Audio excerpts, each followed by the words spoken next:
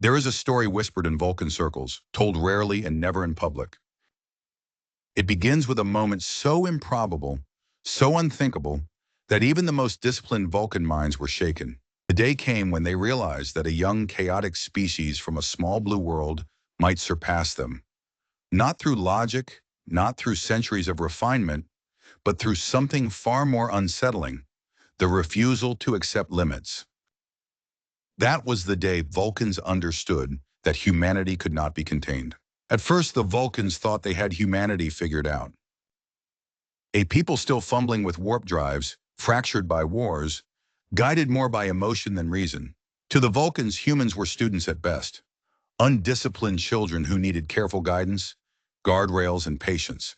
And so the Vulcans watched, advised, and assumed control. They believed that they would be the ones to set the course of this new coalition of worlds.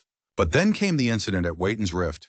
A conflict boiling between the Andorians and Tellarites had erupted into open hostilities. Vulcan vessels, ever precise, stayed at the edge of the storm, waiting for calculated opportunities to negotiate, to minimize risk.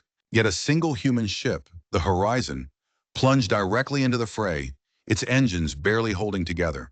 The Vulcans, observing from a safe distance, calculated the odds of survival, 1 in 10,000. But what they witnessed was something that defied every equation. The human captain, rather than retreat, tricked both Andorians and Tellarites into firing on the same target, weaving his crippled ship through a battlefield with improvisation so wild it bordered on madness. The battle ended in a ceasefire, not because of Vulcan logic, but because one reckless human had dared the impossible and survived. Vulcans debated endlessly afterward. Was it luck? Was it desperation? Or was it a pattern? Again and again, they observed the same outcome. Humans did not follow the rules of probability. They bent them, broke them, and rewrote them. Where Vulcans saw inevitability, humans saw opportunity. Where Vulcans planned for decades, humans improvised in seconds. And more often than not, impossibility turned into reality. The turning point came not in battle, but in rescue.